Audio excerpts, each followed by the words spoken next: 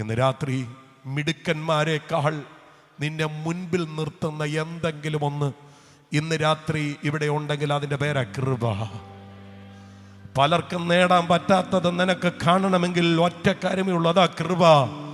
പലർക്കും വെട്ടിപ്പിടിക്കാൻ കഴിയാത്തത് നിന്റെ മുൻപിൽ ഓപ്പൺ ആകാൻ ഒറ്റ കാര്യമുള്ളൂ, കൃപ.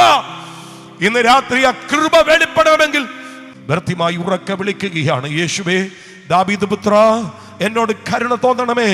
അതുപോലെ ഇന്ന് രാത്രി നിലവിളിക്കാമെങ്കിൽ നിലവിളിച്ചോ, എന്നോട് കരുണ തോന്നണമേ, എന്നോട് കരുണ തോന്നണമേ, എന്റെ മേൽ കൃപ പകരണമേ. എത്ര പേർ പ്രാർത്ഥിക്കും? കൃപാക്കടലേ നിന്റെ തീരത്തു ഞാൻ അനേക നാളാകാംക്ഷയോടു